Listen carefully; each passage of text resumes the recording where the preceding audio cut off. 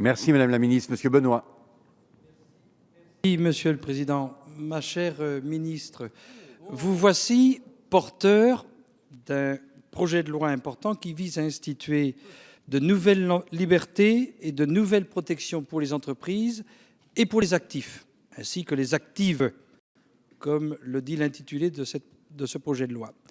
Moi, j'ai présidé, Madame la Ministre, l'an dernier, la commission d'enquête sur l'impact sociétal, social, économique et financier de la réduction du temps de travail, c'est-à-dire la mise en œuvre des 35 heures, de ce qu'on appelle la 35 heures.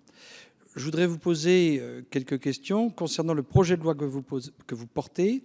Est-ce que vous allez saisir l'opportunité offerte par ce projet de loi pour desserrer la mise en œuvre de l'application de la réduction du temps de travail dans notre pays, sachant que depuis 10 ans, chaque gouvernement s'essaie, par astuce et argutie, à contourner les 35 heures, qui les heures supplémentaires défiscalisées, qui des souplesses offertes aux entreprises pour essayer de contourner les 35 heures, parce que c'est une réelle difficulté. Donc allez-vous utiliser ce texte de loi pour apporter un assouplissement?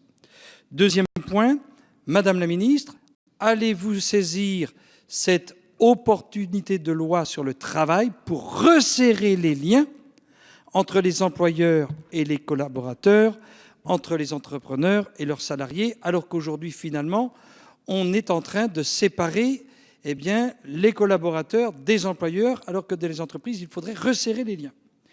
Autre question, est-ce que, puisque la direction du budget, la DARES, M. Jospin lui-même, lorsqu'on l'a auditionné dans le cadre de la commission d'enquête, a reconnu que la réduction hebdomadaire du temps de travail à 35 heures coûtait bon an mal an chaque année 12 à 13 milliards d'euros par an.